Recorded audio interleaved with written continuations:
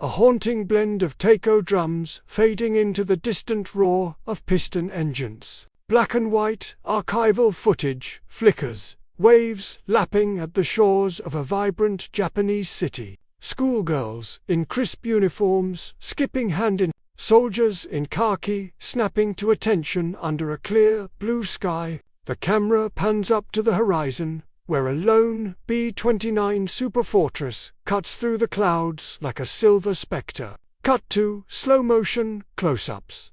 Dew-kissed rice paddies. Steam rising from breakfast kettles.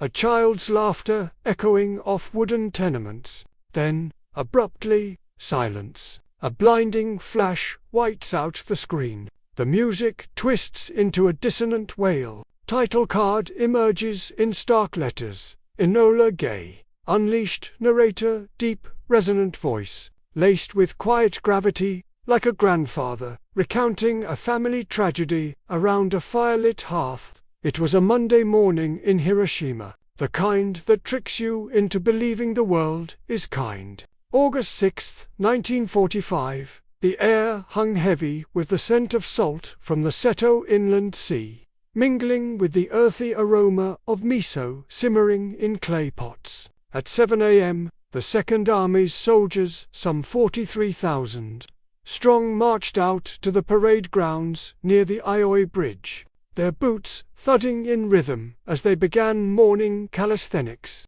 Streetcars rattled along tracks lined with wooden shop fronts, ferrying office workers and schoolchildren to their routines. Yoshito Matsushige, a 32-year-old photographer for the Chugoku Shimpo newspaper, sat down to a simple breakfast of rice and pickled radish, his mind already drifting to the day's assignment's demolition work to clear firebreaks around the city. He had no inkling that, in the skies 31,000 feet above, a machine of unimaginable fury was bearing down on his home. Hiroshima wasn't just any city. Nestled on the deltas of southwestern Honshu, it was a hub of military mitterport for troop shipments, a depot for munitions, home to the headquarters of Japan's Second General Army. But beneath the barracks and factories pulsed a civilian heart. Nearly 300,000 souls weaving silk, tending gardens, dreaming of peace in a war that had devoured their empire's edges. Factories hummed with the labor of mobilized students, like the girls from Hiroshima Girls' Business School, who, that very morning, were out clearing debris, their laughter cutting through the humidity. No air raid sirens wailed, no fighter planes scrambled. It was, in every way, an ordinary dawn. But ordinary dawns have a way of shattering. To grasp how this moment came to be, how a single aircraft, named for a mother's embrace, would loose hell upon the earth, we must wind the clock back through the smoke-choked islands of the Pacific, the strategy rooms of Washington, and the fevered labs where men wrestled atoms into weapons of gods. This is the story of Enola Gay, of the fire that consumed Hiroshima, and the swift unraveling of an empire's defiance. It's a tale not of heroes or villains in simple strokes, but of desperate choices in a war that left no one untouched. A war that, by summer's heat in 1945, had already claimed 60 million lives worldwide. And in its final, furious throes, it would birth an age where humanity held its own annihilation in trembling hands.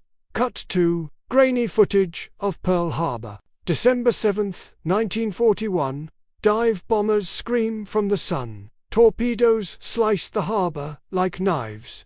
Explosions bloom orange against the dawn. Oil-slicked waters churning with debris. The narrator's voice overlays, steady but edged with sorrow. It all ignited for years earlier. On a Sunday morning, much like Hiroshima's deceptively serene, at 7:55 a.m. Hawaiian time, 353 Japanese aircraft swarmed Pearl Harbor, shattering the U.S. Pacific Fleet in a blitz of fire and fury. Battleships like the USS Arizona erupted in cataclysmic blasts.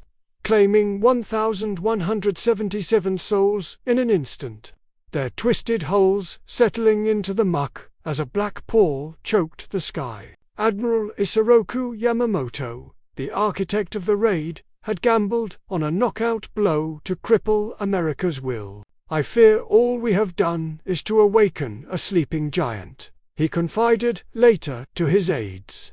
His words, a prophecy, etched in regret.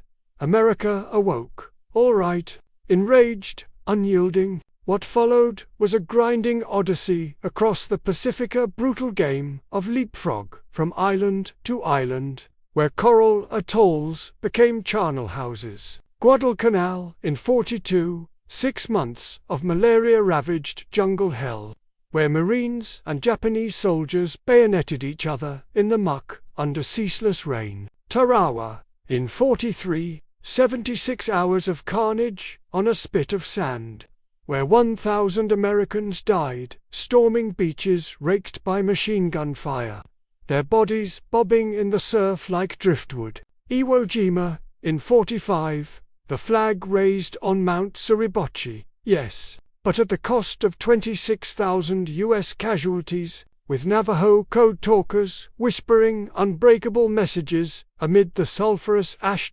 And then Okinawa, April to June 1945, the bloodiest battle of the Pacific Theater. 82 days of hell on a subtropical rock, where 12,500 Americans fell, and Japanese defenders over 100,000 strong fought to the last breath, many charging into American lines with bamboo spears or strapping explosives to their bodies. Kamikaze pilots, those divine wind suicides, slammed into ships like fiery meteors. 3,800 of them perished in the assault, sinking 36 vessels and wounding the fleet's soul. Civilian suffering, indescribable. Okinawan families herded into caves, caught in crossfires, or coerced into suicide by their own military to deny the enemy spoils. By the end, the island was a lunarscape of craters, its dead numbering over 200,000, more than a third of the population. From the American vantage, the math was merciless. Planners in Washington tallied the butcher's bill. An invasion of Japan's home islands operation, Downfall, could claim 1 million Allied lives, perhaps more. Japan's high command, ensconced in Tokyo's bunkers, vowed a decisive battle on sacred soil, training every man, woman, and child in the arts of guerrilla war. Schoolgirls drilled with rifles, farmers hoarded spears. Emperor Hirohito, that distant god-king, urged endurance in his rescripts, his voice a silken thread binding a nation to its fate. The war situation has developed not necessarily to Japan's advantage, he would later admit, but in those summer months, defiance burned brighter than defeat. Meanwhile, across the ocean, in the shadowed corridors of power, a different fire kindled, not of powder and lead, but of the nucleus itself. Transition, slow zoom into a sepia-toned map of the American Southwest, pins marking remote outposts. Archival photos dissolve in chain-link fences around dusty towns. Scientists in white coats hunched over chalkboards, the Trinity test site's eerie glow. Music shifts to a tense, pulsating underscore violins scraping like Geiger counters. It began with a letter. October 11, 1939. Albert Einstein, the rumpled genius with eyes like storm clouds, penned a warning to President Franklin D. Roosevelt. German physicists might unlock the atom's secrets, birthing a bomb of biblical wrath. A single bomb of this type, carried by boat and exploded in a port, might very well destroy and irradiate the entire port. Einstein urged, his script trembling with the weight of foresight. The letter, ghosted by Leo Szilard, lit the fuse for the Manhattan Project, the most audacious scientific gamble in history. Under the desert sun of New Mexico. J.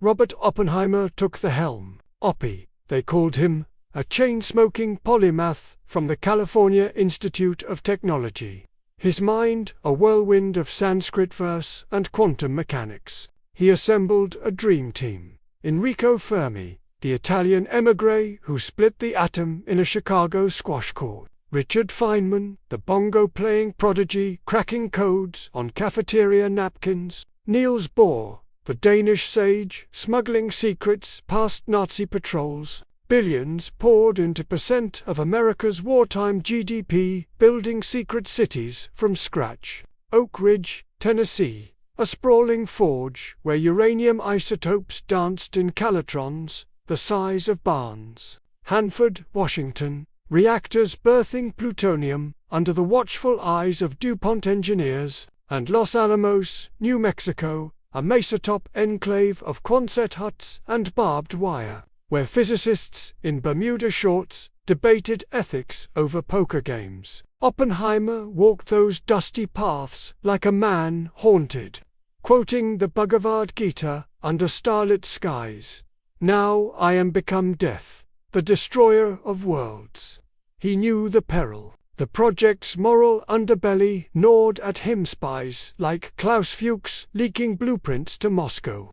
Hungarian refugees fleeing pogroms only to forge doomsday devices. But the war's shadow loomed. Hiroshima's factories stamped out parts for Mitsubishi Zeros. Its ports shipped sons to die on distant atoll. No half measure. By spring 1945, the bombs took shape. Little Boy, a uranium gun-type behemoth, 10 feet long, 9,700 pounds of sleek menace. Its plutonium sibling, Fat Man, a fat implosion puzzle. More elegant, more deadly than April 12, 1945.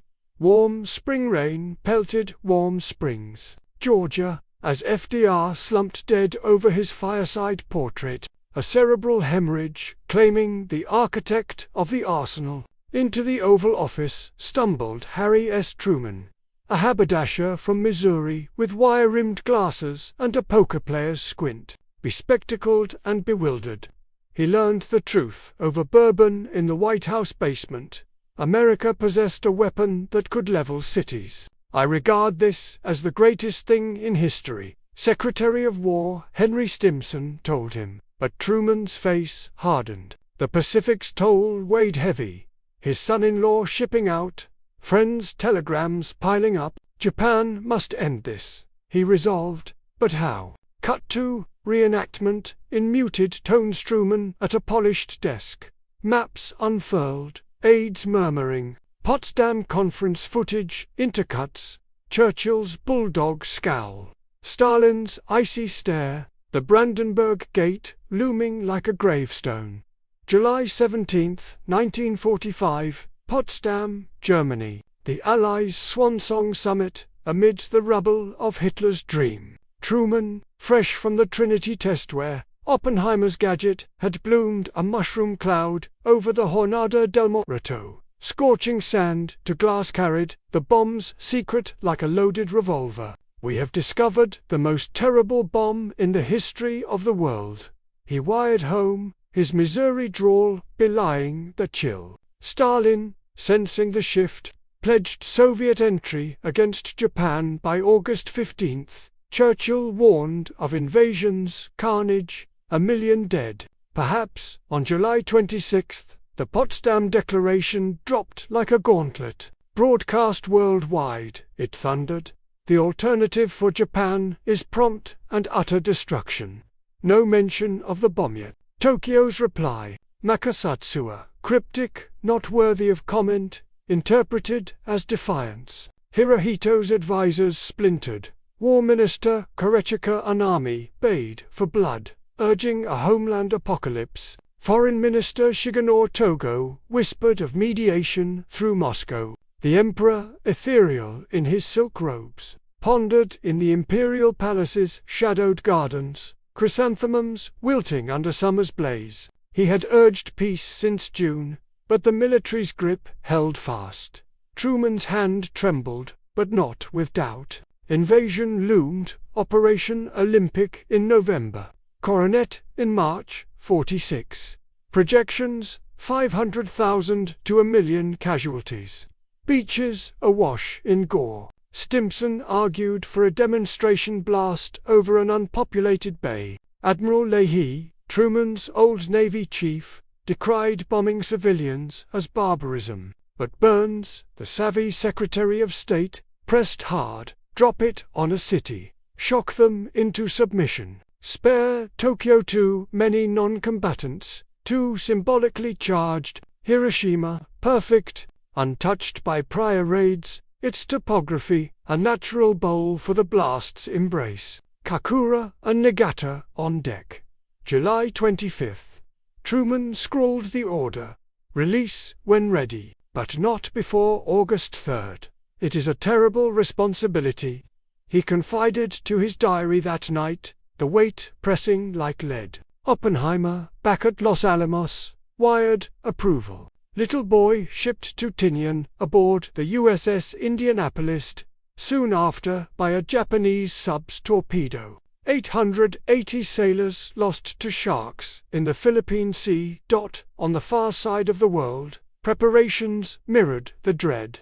Tinian Island, a speck in the Marianas, transformed into a colossus of concrete and steel. Runways stretched like scars across coral. B-29s parked wing-to-wing under camouflage nets. Enter Colonel Paul Warfield Tibbets, Jr., 30 years old. With a pilot's cool nerve forged in Doolittle's Tokyo raid, son of an Iowa grocer, Tibbets had bombed rail yards in Europe, seen buddies vaporized over Ploesti. Now, he commanded the 509th Composite Grouper Phantom outfit, silver planes with blue circles, practicing pumpkin drops of dummy bombs over Utah deserts. Tibbets handpicked his crew like a surgeon choosing scalpels. Captain Robert Lewis, co-pilot, a Brooklyn brawler with a quick laugh. Major Thomas Ferriby, bombardier, steady as granite from North Carolina tobacco fields. Navigator Dutch Van Kirk, the elder at 24, who'd mapped paths over Africa. Tail gunner Robert Caron, just 20, scribbling cartoons to steady his shakes. And young Army LT Morris Jepson, the armorer, who would flip the switch arming little boy mid-flight. They trained in secrecy, dropping shapes like coffins into Salton Sea, unaware at first of the payload's true bite. Tibbets named his B-29 Enola Gay after his mother. A whimsy amid the grim her gentle face, a talisman against the storm. July 28, Enola Gay touched down on Tinian. Fresh from Omaha's Glen L. Martin plant, her fuselage stripped for the bomb's cradle, ground crews swarmed like ants, welding shackles, sealing hatches. Little boy arrived July 30th, hoisted into the bay on a hydraulic lift, her fins glinting under Tibbets briefed his men in a Quonset hut, voice level as prairie wind. This is the greatest mission of the war. We're ending it. No cheers, just nods, cigarettes pinched between fingers. Where the Scouts pilots in straight flush, B-29 scoured Japan for clear skies. Hiroshima, forecast. Fair, scattered puffs. August 5th, dusk settled over Tinian like a shroud. Tibbets paced the tarmac, cigar clenched, watching fuel trucks, snake lines of light. His crew bunked, uneasy Lewis, jotting letters home. Ferriby polishing his Norden bombs. Across the dateline, in Hiroshima, Matsushige kissed his wife goodbye, slung his Leica over his shoulder. Soldiers stretched in the sun, streetcars ding. The Emperor in Tokyo received dispatches from Potsdam, silence from the Allies, but whispers of Soviet stirrings. No one knew. At 2:45 a.m. August 6th, Monday, now in Japan, Enola Gay's foreright, R3350, engines coughed to life. Blue flames, licking exhausts. The beast taxied, 141,000 pounds, groaning under her load. Little boy nestled like a slumbering dragon. Tibbets gripped the yoke, heart steady. Up we go, boys, he murmured. The runway blurred. Palms whipped past, airborne at 600 feet per minute, climbing into the velvet dark, bound northwest over Iwo Jima's haunted cone, then on 1,500 miles to the target. Accompaniment, the great artist for instrumentation, necessary evil for photography. Radio crackle, any interference, noted. Tibbets, negative, as the altimeter spun to 9,000 feet. Jepson slipped into the bay, flipping safeties, arming the bomb's heart. A green light glowed. Success. Dawn broke over the Pacific, gilding the waves. Van Kirk plotted the course, 31 degrees north, 053 east. Flak, untroubled. Zeros absent. Hiroshima lay sleeping below. The III bridges, T-shape, a perfect aiming cross. Ferriby peered through his sight, sweat beading despite the chill. Tibbets banked, left the IP, initial point. Seconds ticked. Bomb away, Ferriby called at 8 hours, 15 minutes and 17 seconds, AM local. Little boy tumbled free.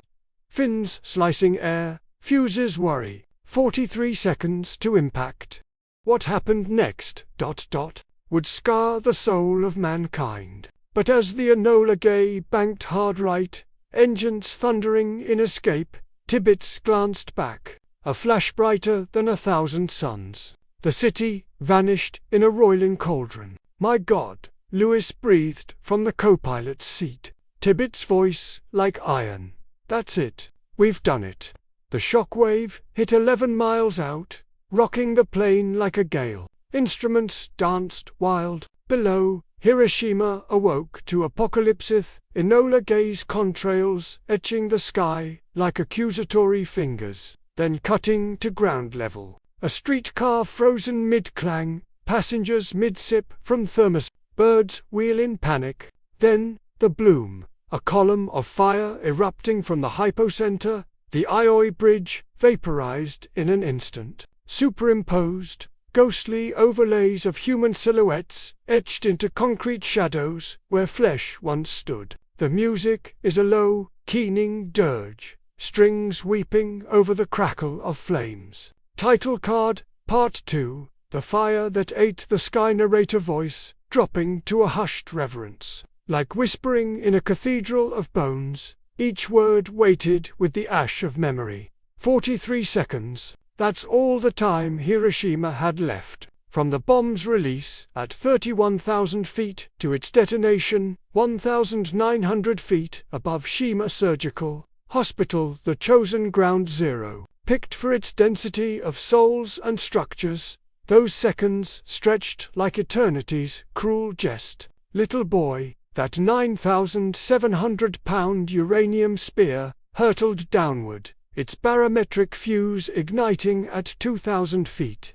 Radar backup humming silent. No whistle, no warning, just ... light ... at 8 hours, 15 minutes and 17 seconds AM, the world ended. A uranium-235 core slammed into its target at 300 meters per second, unleashing 16 kilotons of TNT, equivalent to 16,000 tons of conventional bombs, all in a heartbeat. The temperature at ground zero spiked to 6,000 degrees Celsius, hotter than the sun's surface, melting steel and turning people to plasma. The blast wave, a 1,000 mph hurricane of pressure, flattened everything within a mile. Wooden homes splintered like matchsticks, concrete barracks sheared at the foundations. 5 miles out, windows shattered, eardrums burst. Then came the firestormer maelstrom of thermal radiation, igniting kimonos, paper screens, the very air itself. By noon, 4.4 square miles smoldered, a pyre consuming 63,000 of the city's 90,000 buildings. Yoshito, the photographer, was 2 miles south, camera in hand. When the sky ignited, it was like a photographer's flashbulb, he recalled decades later, his voice cracking in interviews, but magnified 1,000,000 times. Thrown to the ground by the shock, He clawed through debris, nose bleeding from the pressure drop. When he staggered up, the horizon was a wall of black smoke, 40,000 feet high, coiling like a dragon's breath. Matsushige fumbled for his Leica. The only images from the blast's first hour would be his. 6 frames snapped amid the chaos. A soldier with skin sloughing like wet paper, a mother cradling a charred infant, streetcar passengers fused to their seats, flesh bubbling. "I could have taken more," he said, eyes distant, "but my hands shook too much. And my heart, it broke." Across the city, the human toll unfolded in fragments too horrific for poetry. At the hypocenter, Dr. Masawa Yamahata. Wait. That was Nagasaki's shadow. In Hiroshima, it was nurses at Shima Hospital, evaporated mid-rounds, their instruments twisted into surreal sculptures. Schoolchildren from the Honkawa Elementary, just 400 yards away, dissolved in their desks. Of 400 students, only one survived. Mitsuko Aoki, shielded by a desk's edge, her screams lost in the roar. Soldiers on the parade ground mid-push-up were hurled like rag dolls, uniforms aflame, bayonets bent into hooks. The deltas, rivers, Ota, and Motoyasu boiled with the desperate, thousands plunging into douse burns, only to drown in the crush or succumb to the rad-scorched water. By evening, estimates from the Hiroshima Peace Memorial Museum pegged the immediate dead at 70,000 to 80,000 vaporized, crushed,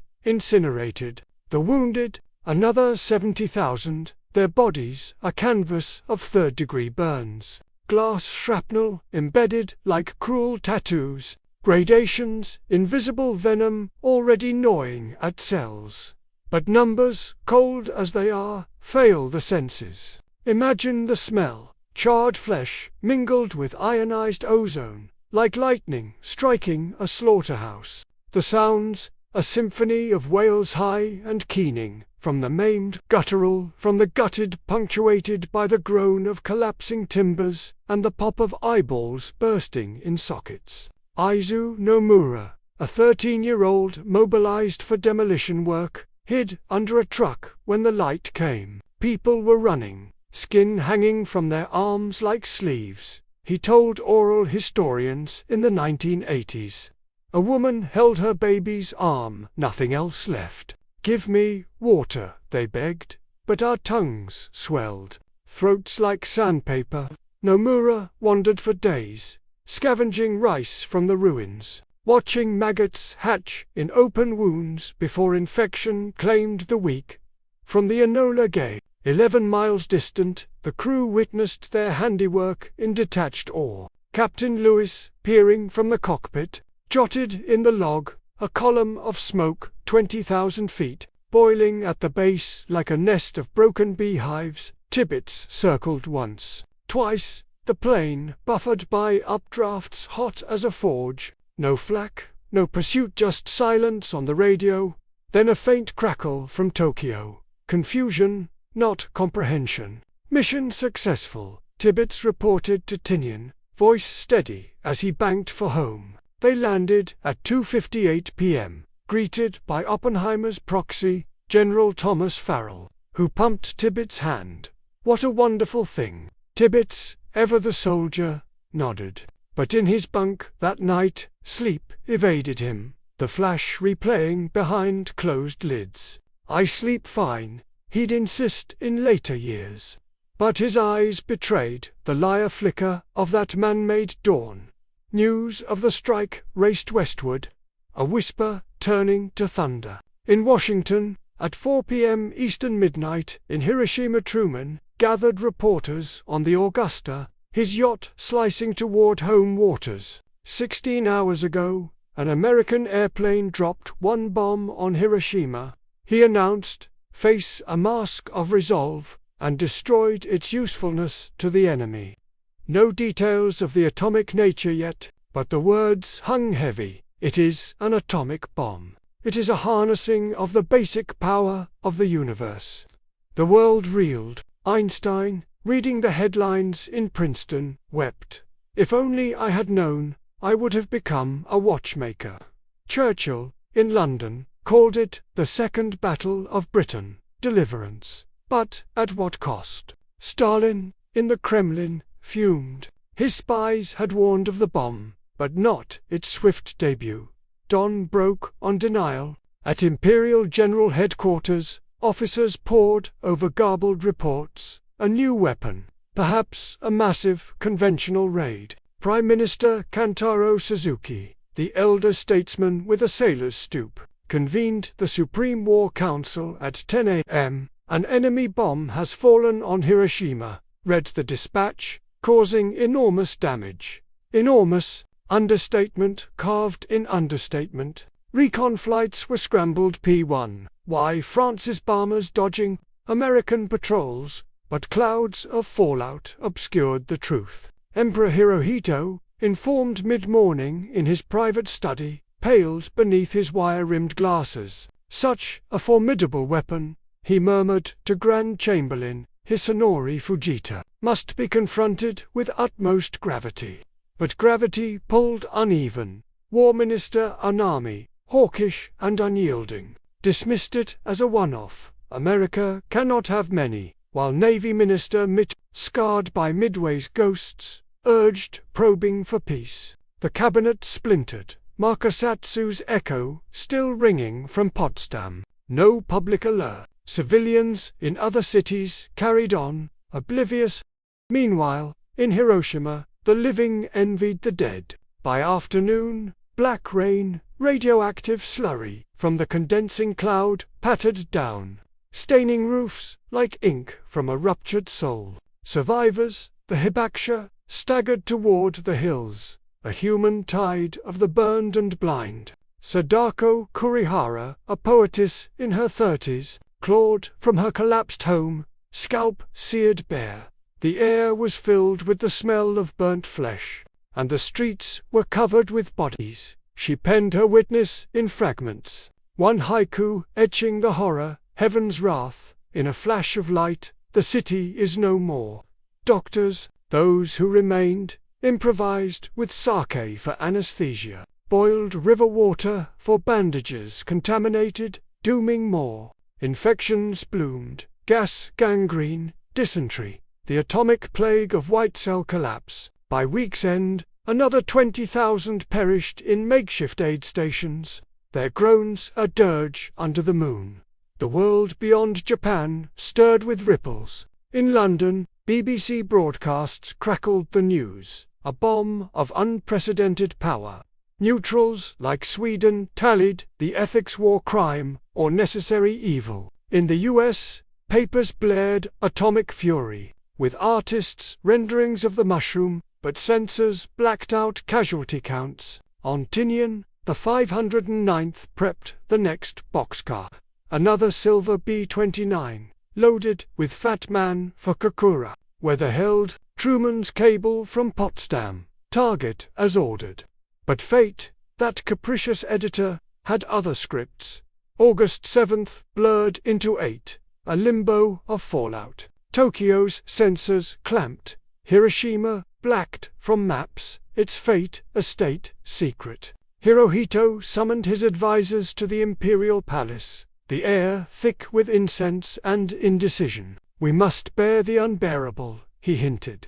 But Anami's faction diehards clutching samurai codes pushed for Ketsuga, the decisive homeland defense. 28 million armed civilians, bamboo traps in every garden, Soviet shadows lengthened. Vyacheslav Molotov, Stalin's fox, hinted at mediation, but the Red Army massed on Manchuria's border, 1.5 million troops grinding tanks. Japan sought a lifeline through Moscow neutrality pacts, fraying since Yalta, time slipped like sand in the ruins. Resilience flickered. Buddhist priests chanted amid the embers, their robes singed. Red Cross teams from Saipan airdropped supplies, parachutes blooming like white lotuses over hell. American leaflets fluttered down on other cities. Your leaders have failed. Surrender or follow Hiroshima.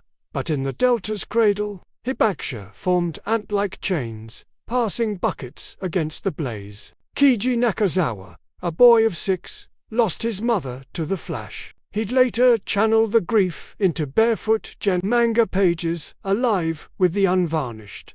The bomb doesn't care if you're good or bad, it just kills. By August 8, intelligence pierced Tokyo's veil. Recon photos, smuggled via submarine, revealed the scar, a city gutted, rivers clogged with corpses. An army relented a fraction. This changes the equation. The council met in marathon session. Lanterns guttering low. Hirohito, voice a silken blade, pressed. How can we justify further sacrifice? Whispers of conditional surrender stirred preserve the throne. No occupation but the military's iron fist clenched. Outside, civilians queued for rations. Rumors buzzing like flies. America has 10 more. That night, as Boxcar's crew major Charles Sweeney at the helm briefed under Tinian stars, Stalin struck. At midnight Moscow time, Soviet ambassador Jacob Malik delivered the ultimatum's death knell. War on Japan. August 9th, tanks rolled over the Manchurian steppe, shattering the Kwantung Army's illusions. Japan's vaunted divisions, bled dry by Pacific meat grinders, crumbled like rice paper. By dawn, Harbin fell. Vladivostok's guns boomed in salute. Hirohito, roused at 3 a.m., stared at the map. The northern front aflame. Hiroshima's ghost to the west. The game is up, he breathed. But up, not yet. Boxcar lifted off at 3:47 a.m. August 9th. Fat Man's plutonium heart, armed in flight. Kakura, first industrial heart of Kyushu.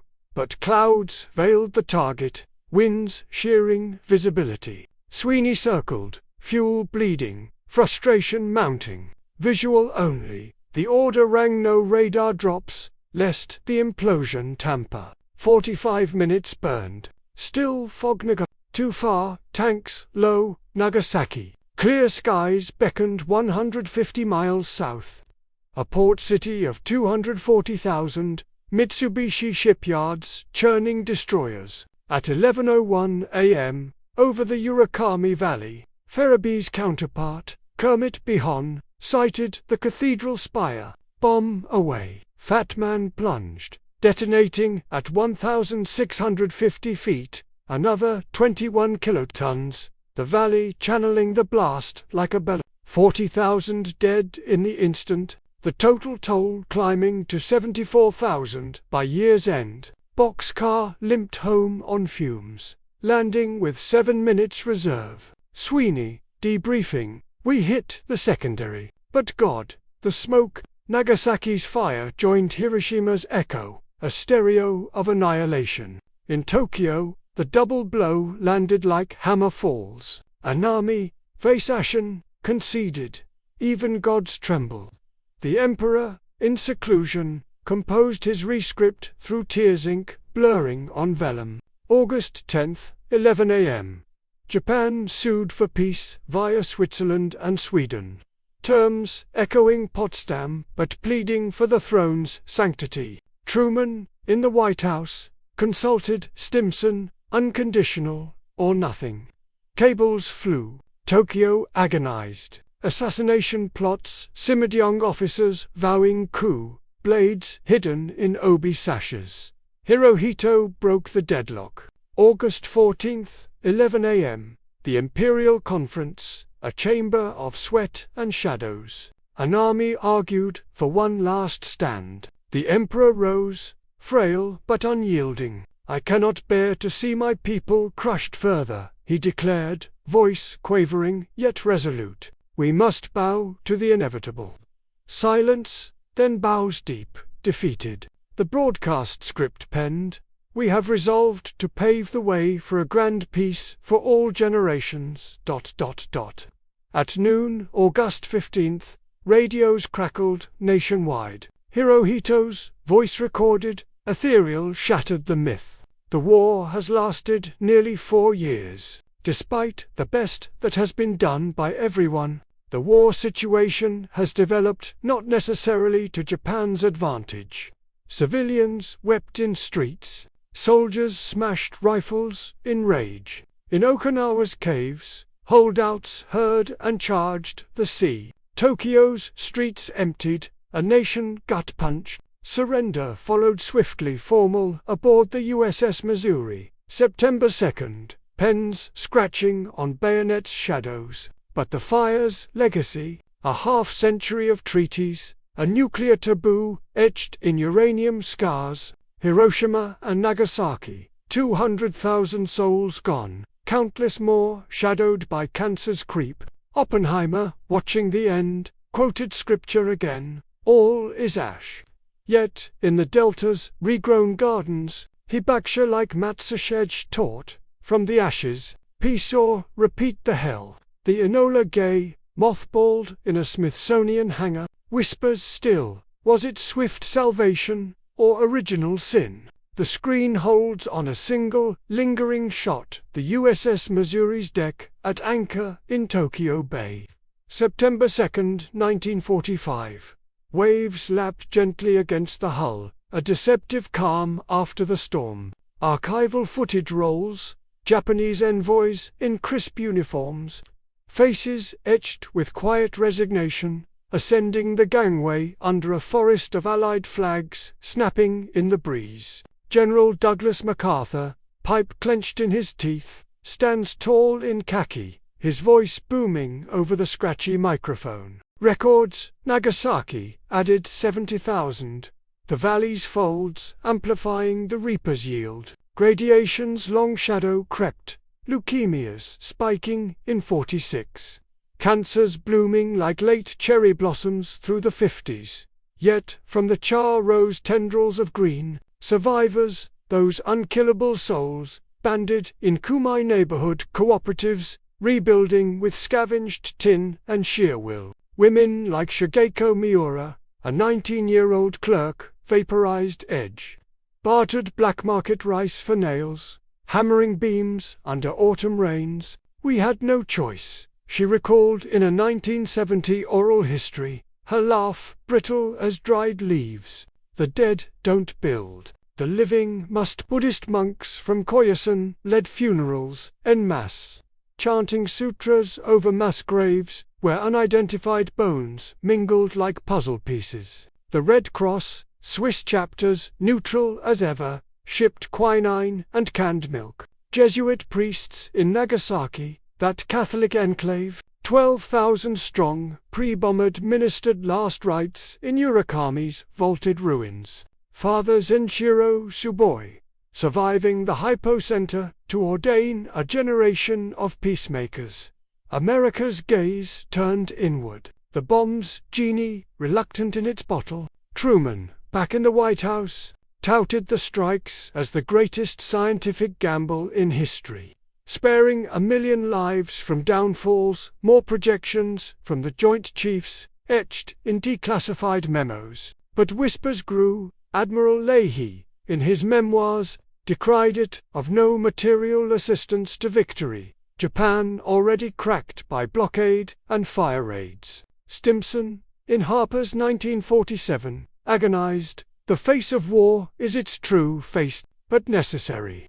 Protests simmered. Women's International League for Peace and Freedom vigils in Philadelphia. Quakers in Ohio burning effigies of little boy Einstein, hawking peace bonds on radio. Rude his letter, if I had known, I would have been a shoemaker. Oppenheimer, stripped of security clearance in 50 amid Red Scare purges, wandered Berkeley's hills, a fallen Prometheus. The physicists have known sin, he told a congressional panel, voice ash-dry, and this is an atomic bomb.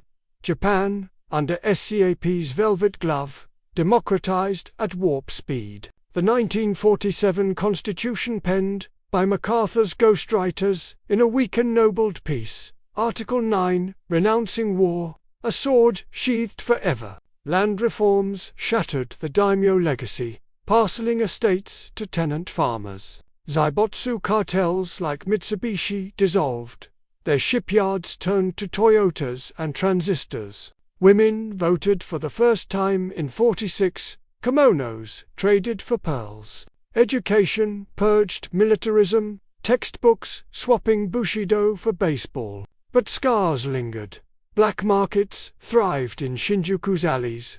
Yakuza filling power vacuums with opium and protection rackets. Food riots in 46 left hundreds starved. Typhoons that fall drowned thousands more in flooded paddies. Hirohito, touring the ruins in Mufti, bowed to bomb orphans in threadbare uniforms. His whispers to aides, "This is my burden," a private liturgy. By 1952, the San Francisco Peace Treaty lifted the shroud. Japan rejoined the family of nations. Its economy, a phoenix on American aid, $2 billion in reparations, waved. Bases like Yokosuka buzzing with Cold War jets. Hiroshima rebuilt first. The Ioi Bridge reborn in steel by 49. Streetcars humming again by 51. The Peace Memorial Park broke ground in 56. Sadako Sasaki's story, It's Heart, a girl of 2 at the Flash. Folding paper cranes against leukemia's grip in 53. I will write peace, please come, Shrike, her cranes begged. 1,000 folded before her breath failed at 12. Her classmates finished the 1,000th. Now, millions hang in the dome's shadow. Origami prayers fluttering like souls unbound. Nagasaki's hypocenter, marked by a black monolith in Urakami, hosts an annual vigil, bells tolling 74,000 times, once for each lost. The Enola Gay herself, disassembled in 46, her nose cone bolted to a Utah hangar wall, a relic gathering dust. Tibbets flew her sisters in Korea, then retired to Florida real estate, defending the mission till his 05 grave. I never lost sleep. Lewis, the co-pilot, penned regrets in yellowed letters. That cloud, it haunts Ferriby. The bombardier took to farming North Carolina soil. Bomb sites traded for plows. Their shadows lengthen in debates eternal. Was the bomb a swift mercy, ending a war of attrition where firebombing Tokyo alone claimed 100,000 in one March night? Or hubris, irradiating innocence to cow Stalin, birthing the arms race, 1,500 warheads by 62, Cuba's brink, a heartbeat from mutual ash? Historians like Gar Alperovitz argue provocation, citing declassified cables urging Soviet entry. Others, like Richard Frank, tally the saved 500,000 Allied, millions Japanese from homeland hell. Truth, slippery as black rain, but the Hibakusha vote, with their life survivor associations lobbying Geneva. Their tattoos of keloid scars, badges of witness. Today, November 2025, 80 years on the fire's embers, warm, uneasy. Ukraine's shadows, Gaza's grief, remind, atoms sleep, but not soundly. In Hiroshima's museum, Matsushige's 6 photos hang framed in glass. Faded but fierce testimony that one frame can frame a world's warning. Hirohito's grandson, Emperor Naruhito, laid a wreath there last August. Watercolors of the Delta in his Waker hobby, born of flood studies, perhaps, or floods of memory. Tibbets' crew, thinned by time, reunites in spirit at airshows. Enola's replica, thundering skies, and in the Seto Inland Sea, where salt still whispers to shore, school children plant ginkgo trees, the bomb's sole survivors, leaves unfurling green against concrete, a defiant yes to tomorrow. The surrender followed swiftly. Yes, from flash to folding flags in 28 days, but the story, it unfolds still, in boardrooms and bunkers, in the quiet calculus of leaders who weigh worlds on scales of fire. Enola Gay unleashed not just Hiroshima's blaze, but an era's blaze. one where humanity, singed but standing, swears hopes, prays, never again. Yet, as Oppenheimer knew, the destroyer watches, patient, the choice, ours, always.